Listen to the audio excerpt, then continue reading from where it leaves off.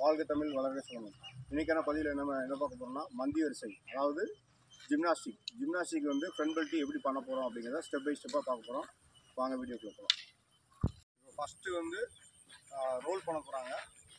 அது ஏன்னா ரோல் பண்ணால் தான் வந்துட்டு நம்மளோட கை பேலன்ஸு எல்லாத்துக்குமே வந்து ஃப்ரண்ட் பெல்ட்டுக்கு வந்து பேசிக்கே இதுதான். இது தெரியாமல் வந்து நம்ம ஃப்ரண்ட் பெல்ட்டி அடிக்க முடியாது. ஸோ வந்துட்டு அதை எப்படி பண்ணலாங்கிறத பார்க்கணும். இப்போ வந்து தலையை ஊனி பண்ணுறாங்க. ஆக்சுவலாக வந்து அது வந்து தலையை ஊனக்கூடாது. இந்த பொசிஷனில் இருக்கணும். கை தலை வந்து இந்த பொசிஷனில் நிற்கணும். இந்த மாதிரி நின்று பழகிட்டிங்கன்னா உங்களுக்கு வந்துட்டு அடுத்தடுத்து ஈஸியாக வந்துடும். ஸோ வந்து தலை படாமல் தான் பண்ணணும்.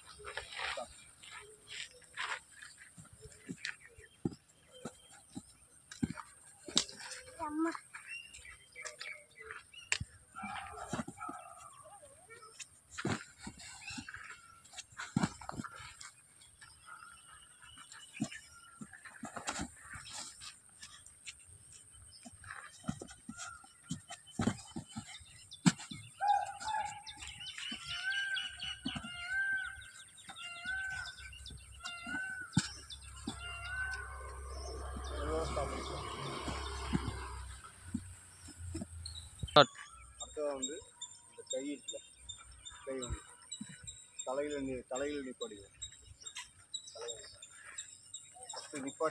ஃபஸ்ட்டு இந்த செவர் இந்த மாதிரி இடத்துல நின்றுட்டு மெல்ல வளைச்சிப்பாங்க.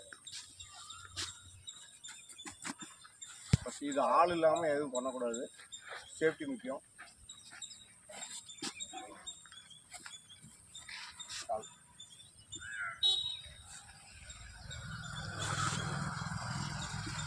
இதில் ஒரு முக்கியமான விஷயம் என்னென்னா, நம்ம வில் வளைஞ்சு பழகணும். அதாவது சக்கராசனம் சொல்லுவாங்க.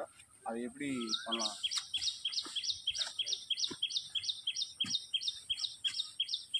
இது பேக் பெல்ட்டுக்கு யூஸ் ஆகிக்கிறோம்.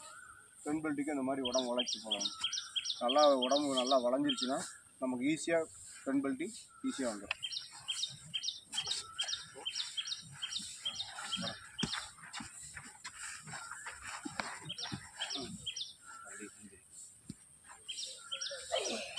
இது வந்ததுக்கப்புறம் நீங்களும் வளைஞ்சி பார்க்கணும்.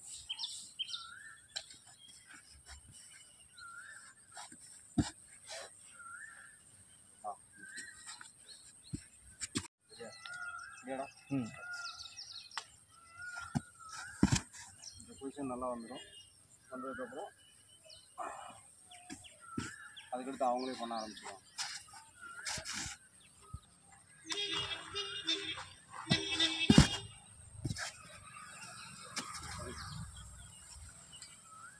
Front belt